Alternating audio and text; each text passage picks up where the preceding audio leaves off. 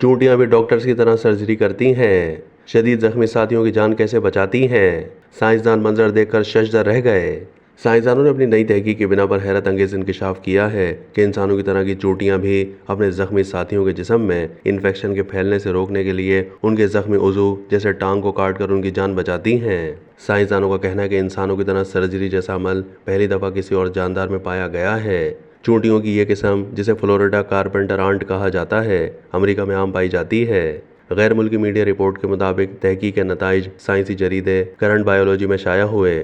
دوران تحقیق ان چونٹیوں کا مشاہدہ کیا گیا جس میں دیکھا گیا کہ یہ اپنے ساتھی زخمی چونٹیوں کے زخموں کو یا تو صاف کر کے انہیں ٹھیک کرنے کی کوشش کرتی ہیں یا ضائع ہونے والی ٹانگ کو مسلسل کاٹ کر جسم سے علیحدہ کر دیتی ہیں۔ تحقیق کے مصنف ایرک فرانک نے کہا کہ انہیں یقین ہے کہ ان چونٹیوں کا طبی نظام جانداروں میں انسانوں کے بعد سب سے ترقی یافتہ ہے۔ انہوں نے اپنے ایکس اکاؤنٹ پر تحقیق کے نتائج شیئر کرتے ہوئے لکھا ہے کہ ان چونٹیوں نے عضو کاٹنے کی سرجری کے کئی طریقے ارتقاء کے ذریعے سیکھے ہیں۔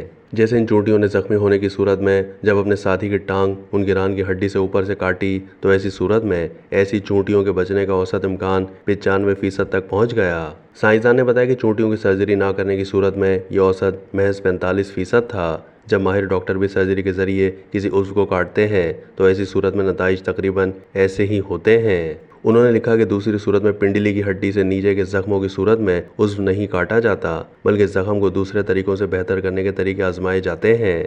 ایسی صورت میں بھی ایسی چونٹی کے بچنے کا اوسط 45% سے 75% تک پہنچ جاتا ہے۔ ایرک کا کہنا تھا کہ یہ پہلا موقع ہے کہ سائنسدانوں نے انسانوں کے علاوہ جانداروں میں زخموں کو ٹھیک کرنے کے لیے میڈیکل طریقہ کار استعمال کرتے ہوئے دیکھا گیا ہے۔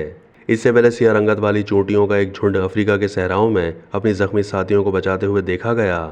افریقہ میں میگاپونیرا نسل سے تعلق رکھنے والی چونٹیوں کا ایک جھنڈ انسانوں کی طرح امدادی کارروائیوں میں مشغول تھا، جنہیں دیکھ کر سائنسدان حیران رہ گئے۔ زخمی چونٹیاں 1 گھنٹے سے کم دورانیے میں صحت یاب ہونے کے بعد اپنے ساتھیوں کے ہمراہ امدادی کارروائیوں میں مشغول ہو جائیں اور مردہ چونٹیوں کو واپس ان کے مقام پر منتقل کرتی دکھائی دیتیں۔